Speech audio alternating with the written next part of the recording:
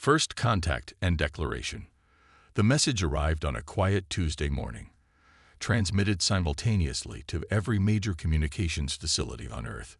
It cut through encryption protocols like they were tissue paper, overwhelming civilian and military channels alike. The transmission was crystal clear, encoded in perfect standard English, and left no room for diplomatic niceties. To the species designated as humanity, your rapid technological advancement has been deemed a destabilizing force in this sector. The Arcturus Dominion hereby demands your immediate surrender and technological regression. You have 6 hours to comply. Resistance will result in immediate pacification. In the United Nations Security Council's emergency chamber, Secretary General Elena Santos stood before the assembled representatives, her expression grim but composed.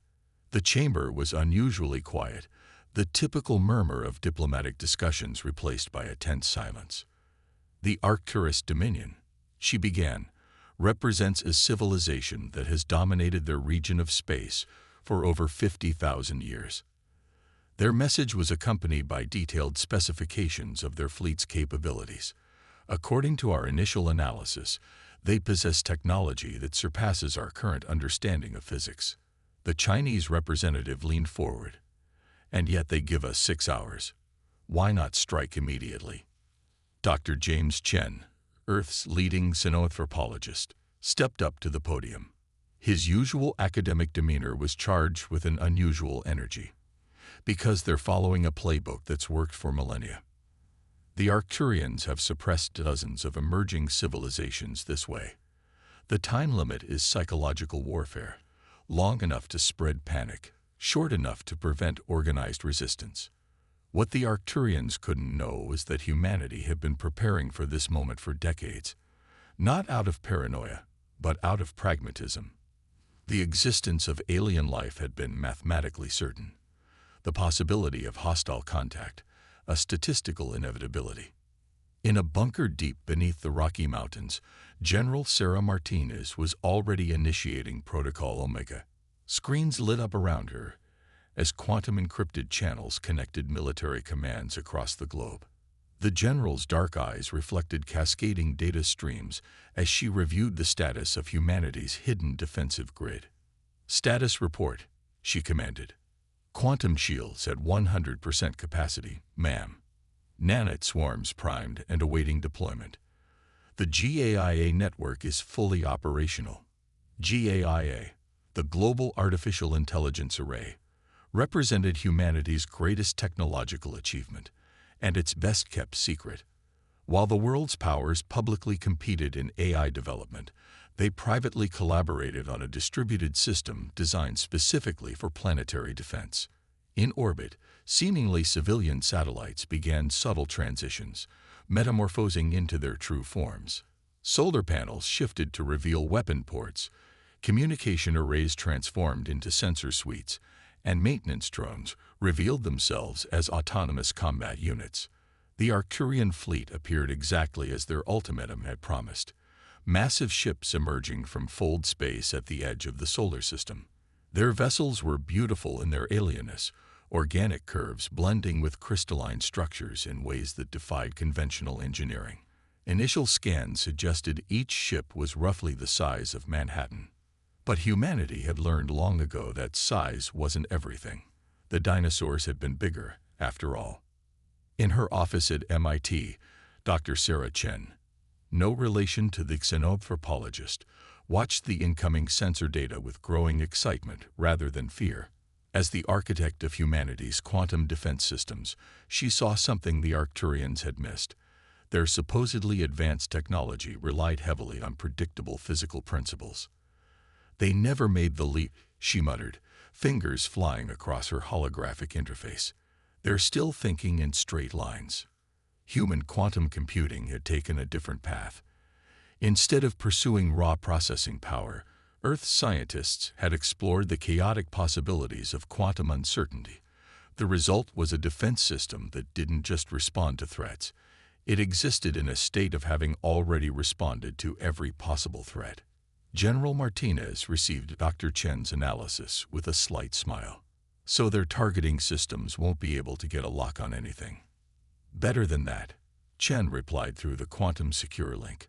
Their weapons will work perfectly against targets that simultaneously exist and don't exist. They've never encountered a civilization that weaponized quantum uncertainty. As the Arcturian fleet approached Mars orbit, humanity's response took shape. There would be no formal reply to the ultimatum. Actions, after all, spoke louder than words. The Secretary General addressed the world in a brief, measured broadcast. People of Earth, we face our first contact with an alien civilization. They have chosen aggression over diplomacy. We have chosen to show them why this was a mistake. Stay calm. Stay strong. Humanity stands united. In homes and shelters across the globe, people gathered around screens and holoprojectors. There was fear, yes, but also a strange, collective sense of readiness. Humanity had spent its entire history fighting, surviving, adapting. They had climbed from caves to the stars in a mere blink of cosmic time. The Arcturians had made a crucial error in their calculations. They had judged humanity by their technological capabilities alone, missing the true source of their strength. It wasn't the weapons humans had built that made them dangerous. It was how they thought about using them. As the first Arcturian ships crossed the Mars threshold, humanity's trap was ready to spring. 6 hours had been more than enough time. In fact, it had been about 5 hours and 55 minutes more than necessary. The real question wasn't whether humanity would survive. The question was whether the Arcturians would understand what hit them before it was too late. The hidden arsenal. Deep beneath the Pacific Ocean, in a facility known only to a handful of people, Dr. Maya Patel stood before a wall of quantum displays. Each screen showed a different aspect of humanity's defense network, systems that had been developed in absolute secrecy over the past 2 decades. She watched as the Arcturian fleet's formation became clearer on the main display. They're arranging themselves in a 5-axis spiral, she observed, addressing the holographic avatars of her colleagues around the world. Mathematically perfect. Predictable. The Arcturian ships were indeed beautiful, their formation a testament to millions of years of military evolution. But it was also their weakness. They had reached a plateau of technological advancement and stopped looking for alternatives, convinced they had found the optimal solution to warfare. Launch the Hive units, General Martinez ordered from her command center. Across Earth's oceans, seemingly innocent research buoys suddenly activated. Thousands of microscopic machines poured forth, each one carrying a quantum entanglement core. These weren't conventional weapons, they were something entirely new. The Hive units were humanity's answer to brute force. Sophisticated swarms of nanomachines that could reconfigure themselves based on quantum probability calculations. They were simultaneously everywhere and nowhere, existing in multiple states until observed. The Arcturian sensors would have trouble detecting them, let alone targeting them. Dr. Chen's voice came through the quantum comm. GAIA is tracking their scanning patterns. They're looking for conventional defense platforms, missiles, energy weapons, shield generators. They haven't noticed the quantum fluctuations yet. In orbit, the first layer of Earth's defense became visible to the approaching fleet. It looked primitive, a scattered network of satellites and small defense platforms. The Arcturians' initial scans dismissed them as minimal threats, exactly as planned. Admiral Cathax of the Arcturian fleet observed the human defenses with what passed for amusement in his species. Their technology is exactly as our projections indicated. He communicated to his command staff. Primitive directed energy weapons, basic shield systems, and crude faster-than-light sensors. Begin the first phase of pacification. The Arcturian fleet's forward elements charged their main weapons, massive arrays designed to neutralize planetary defense systems with surgical precision. They had used these weapons countless times before, always with the same result: quick, efficient submission of lesser species. But as their weapons prepared to fire, something strange began to happen. Their targeting systems, the most advanced in known space, started reporting conflicting data. Each scan showed Earth's defenses in slightly different positions, with slightly different configurations. In her underwater command center, Dr. Patel allowed herself a small smile. The quantum uncertainty field is working. Their targeting systems are trying to resolve our defenses into a single state, but they can't. Because we're not using conventional physical architecture, we're using probability itself as a shield. The first Arcturian strike launched, a devastating barrage of energy weapons and graviton beams that should have wiped out Earth's orbital defenses in seconds. Instead, the attacks passed through seemingly solid targets, hitting nothing but empty space. The human defenses appeared to flicker, like mirages in a desert. How is this possible? Admiral Cathax demanded, his crystalline communication patterns showing signs of stress. Their technology should not be capable of this. What the Arcturians didn't understand was that humanity had taken a fundamentally different approach to defensive technology. Instead of trying to build stronger shields or more powerful weapons, they had questioned the nature of reality itself. The quantum uncertainty field meant that Earth's defenses existed in a superposition of states. They were simultaneously where the Arcturians were attacking and where they weren't. Meanwhile, the Hive units had reached the Arcturian fleet. Too small to be noticed by conventional sensors, they began their work. Each nanomachine carried a quantum entanglement core that could interact with the advanced materials of the Arcturian ships. They weren't attacking. They were studying, learning, adapting. GAIA has completed its initial analysis, Dr. Chen reported. Their hull technology is based on crystalline matrices, complex, but ultimately predictable. The Hive units are establishing quantum resonance patterns now. General Martinez nodded. Begin Phase 2. Let's show them what humanity's been working on while they thought we were just learning to walk in space. Across Earth's surface, hidden facilities activated. But these weren't missile silos or laser arrays. They were quantum computation centers, each one adding to the processing power of the GAIA network. The artificial intelligence wasn't designed to think like a human, or even like an Arcturian. It thought in probabilities, in quantum states, in possibilities that existed beyond conventional physics. The Hive units began to multiply, using the very materials of the Arcturian ships as raw resources. Each new generation of nanomachines was better adapted to their task, evolving in real time based on GAIA's quantum calculations. The Arcturians' perfect formations and advanced technology were about to meet something they had never encountered before: controlled chaos. Their ships are reporting system anomalies, Dr. Patil announced, watching the data streams. The Hive units are creating quantum entanglement fields within their hull structures. Every attempt they make to adapt their shields or weapons creates new vulnerabilities for us to exploit. The Arcturians had brought overwhelming force to a fight they thought they understood. But humanity had spent its brief time among the stars preparing for this moment, not by building bigger guns, but by changing the rules of the game entirely. As Admiral Cathax watched his fleet's weapons continue to miss impossible targets, as his sensors reported increasingly contradictory data, a new emotion began to emerge in his crystalline consciousness: doubt.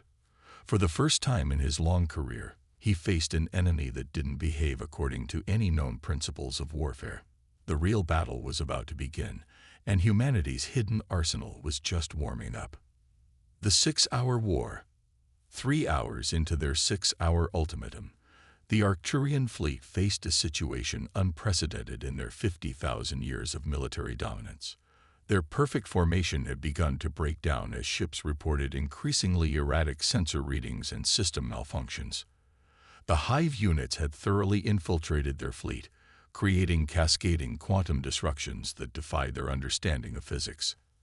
Admiral Cathax's flagship, the Eternal Dominance, shuddered as another wave of quantum interference passed through its crystalline structure. Launch the autonomous combat units, he ordered, his crystalline communication patterns showing increasing signs of stress.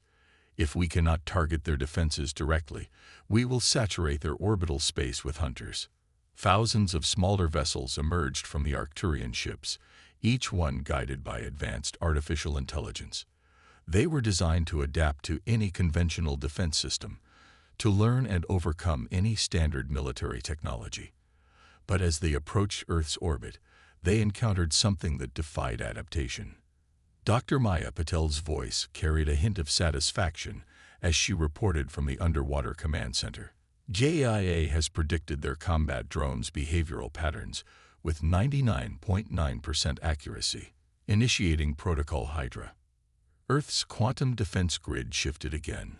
But this time, it wasn't just avoiding attacks, it was responding. The Hive units had gathered enough data about Arcturian technology to begin the next phase of humanity's defense strategy. Quantum entanglement fields began to spread between the autonomous units, linking their systems in ways their creators had never intended. Their combat eye is sophisticated, Dr. Chen observed, watching the data streams, but it's based on classical computing principles. They never made the leap to true quantum cognition. JIA. Execute infiltration sequence. The Arcturian combat units suddenly found themselves operating in an environment where cause and effect had become uncertain. Their adaptive algorithms attempted to compensate, but each adjustment only created new vulnerabilities. JIA wasn't fighting them. It was rewriting the rules of engagement at a quantum level. General Martinez watched the tactical displays with grim satisfaction. "Deploy the Lazarus Protocol," she ordered. "Let's show them what happens when you threaten Earth." Across the planet's surface, hidden installations activated. But instead of launching missiles or firing energy weapons, they began broadcasting precisely calculated quantum signals. These signals, carried by the Hive unit's entanglement network, began to interact with the Arcturian fleet's crystalline technology in ways that their designers had never imagined possible. Admiral Cathax watched in growing horror as his ships began to respond to phantom commands, their systems interpreting the quantum signals as legitimate orders from their own hierarchy. "Impossible," he transmitted. "Their technology is too primitive for this level of interference." But humanity's technology wasn't primitive, it was different. While the Arcturians had perfected their existing technology over millennia, humans had questioned fundamental assumptions about how technology should work. They hadn't tried to match the Arcturians' advancement. They had stepped outside it entirely. The autonomous combat units were the first to fall. Their adaptive algorithms, trying to make sense of an environment where quantum probability had replaced certainty, began to conflict with each other. Some units started attacking their own fleet, while others simply shut down, their AI cores trapped in endless probability loops. Hive units report quantum crystalline dissolution beginning in the outer fleet elements, Dr. Patil announced. The chain reaction is proceeding exactly as simulated. The Arcturian ships' crystalline hulls, the pride of their engineering, had become their greatest weakness. The Hive units had transformed them into massive quantum antenna arrays, each one broadcasting signals that further destabilized the fleet's coordination. Ships began to lose cohesion, their perfect formations dissolving into chaos. But humanity wasn't interested in destruction. The quantum signals weren't designed to destroy the Arcturian ships. They were designed to demonstrate the complete futility of conventional warfare against Earth's defenses. Each failed attack, each system malfunction, each tactical error was a carefully orchestrated lesson. "They're attempting to regroup," Dr. Chen reported, watching the Arcturian fleet's movements. "But their command and control systems are completely compromised. JIA has achieved quantum superiority over their network." Admiral Cathax faced a decision that no Arcturian commander had made in 50,000 years. His fleet, the most powerful military force in known space, had been rendered effectively helpless in less than 3 hours. Not by superior firepower or advanced shields, but by an approach to warfare that challenged the very foundations of Arcturian military doctrine. "Send the signal," General Martinez ordered, her voice calm but firm. "Let's give them a chance to save face before this gets worse." The message that reached the Arcturian fleet was simple, transmitted on their own command frequencies. "Your 6-hour ultimatum has 3 hours remaining. We suggest you use them to consider your options carefully. Earth awaits your response." As the message played across his command center, Admiral Cathax realized that humanity had never intended to fight a conventional war. They had turned his fleet's greatest strengths, its unity, its technological sophistication, its perfect coordination, into vulnerabilities, and they had done it without destroying a single ship. The 6-hour war was nearly over, and it had revealed something that would shake the foundations of galactic society. Humanity wasn't just another emerging civilization to be suppressed.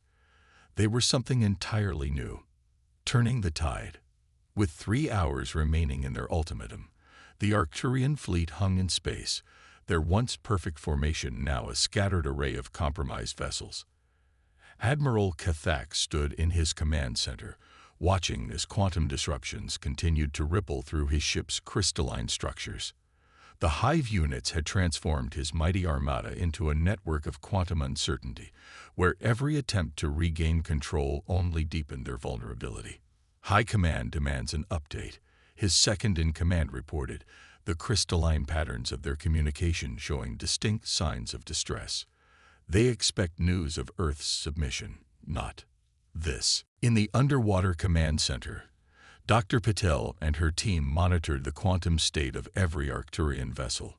The hive units had achieved complete integration with their crystalline technology, creating a vast network that GAIA could influence at will. But humanity's goal wasn't destruction, it was understanding. "We're receiving interesting data from their command and control systems," Dr. Chen reported, her eyes scanning multiple quantum displays. "Their entire civilization is built around hierarchical certainty.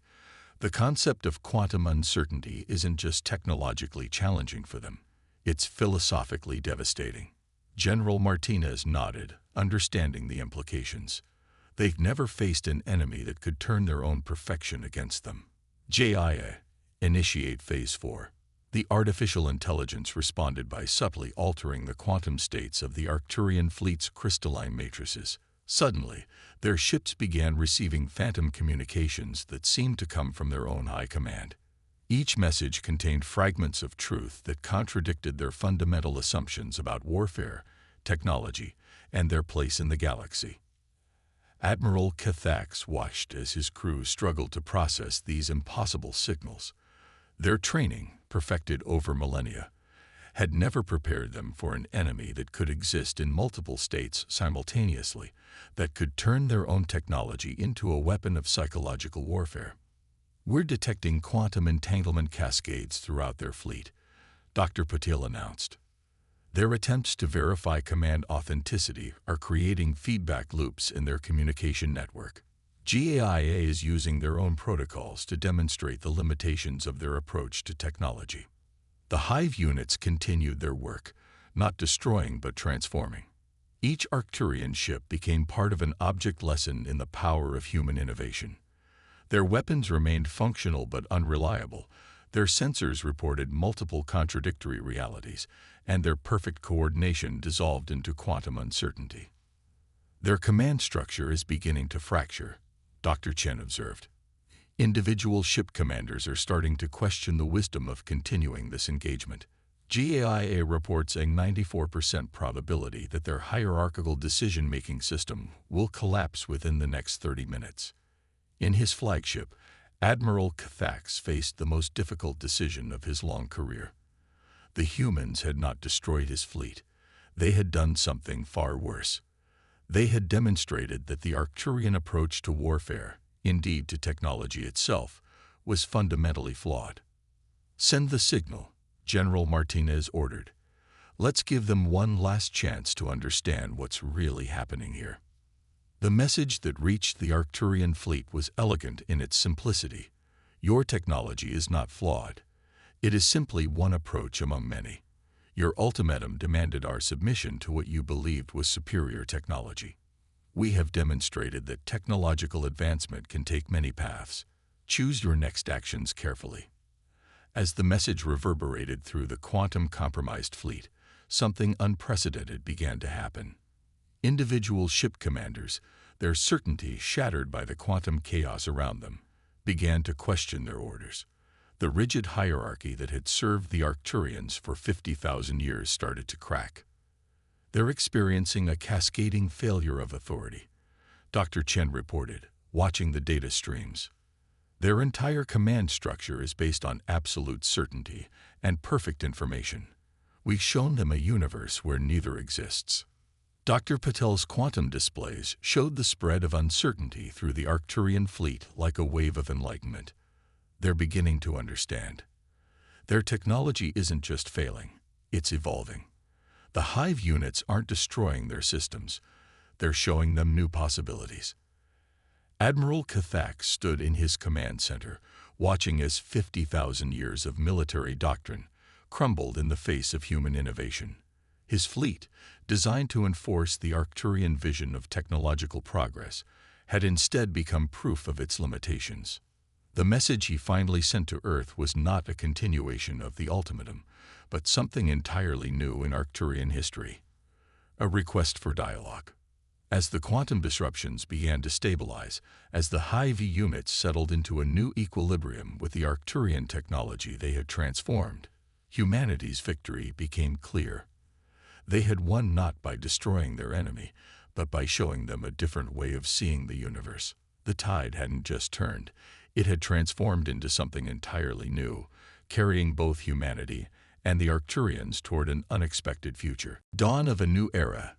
The sun rose over Earth the next morning on a fundamentally changed galaxy. In the Grand Chamber of the United Nations, Secretary General Elena Santos stood before representatives of both humanity and the Arcturian fleet. Admiral Cathak's crystalline form shimmered as he took his place at the diplomatic table, his presence a testament to how much could change in a single day.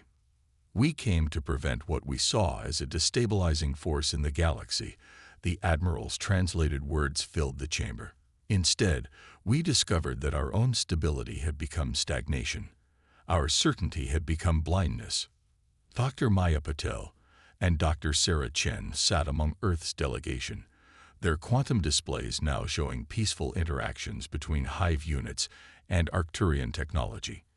What had begun as a weapon of defense had evolved into something far more interesting, a bridge between two fundamentally different approaches to understanding the universe.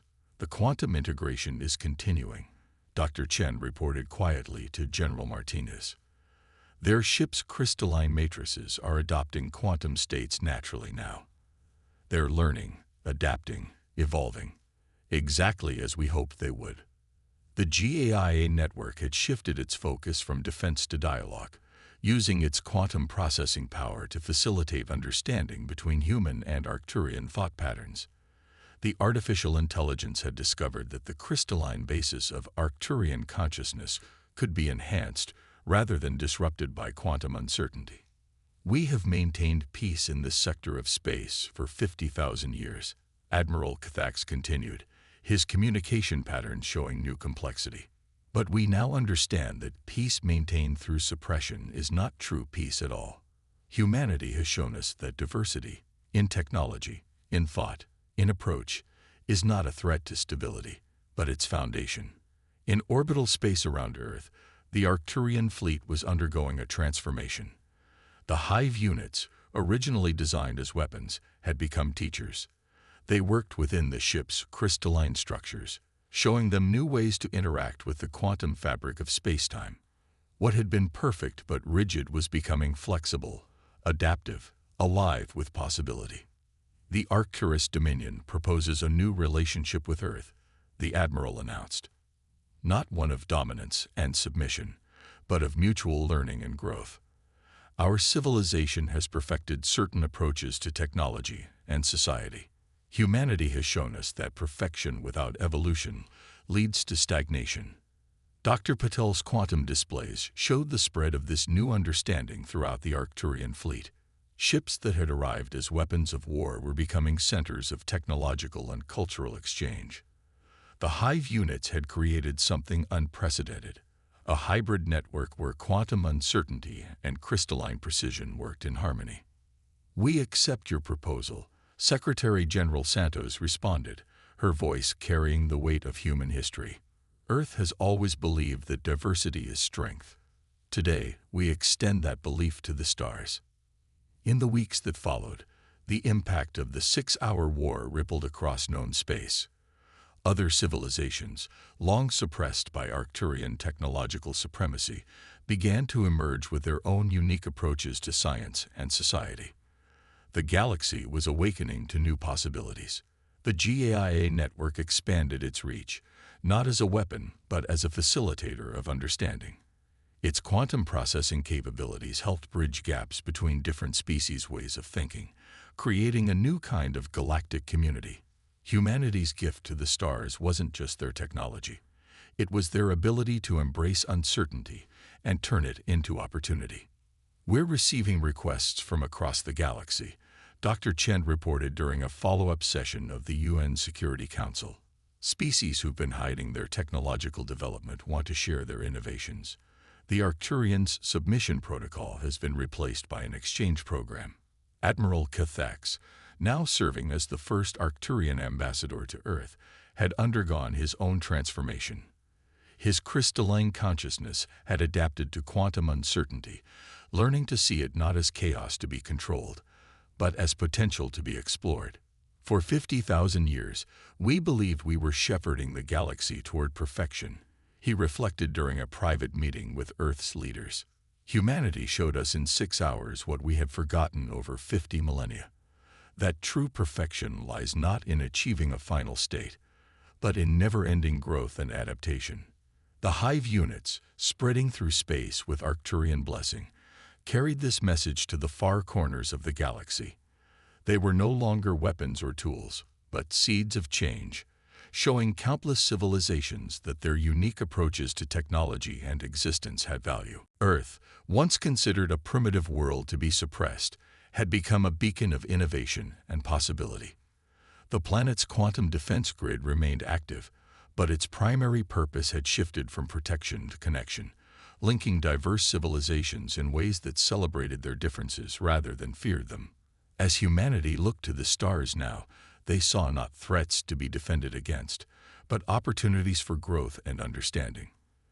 The 6-hour war had lasted less than a day, but its impact would be felt for millennia to come. In the heart of Earth's quantum defense network, GAIA continued its calculations, not to predict threats, but to find new ways to bridge the gap between different ways of thinking. The artificial intelligence had evolved beyond its original purpose, just as humanity had evolved beyond being merely another species to be suppressed. The dawn of this new era brought with it a profound truth. True strength lies not in perfection, but in the ability to embrace change, uncertainty, and the endless possibilities that come with seeing the universe through new eyes.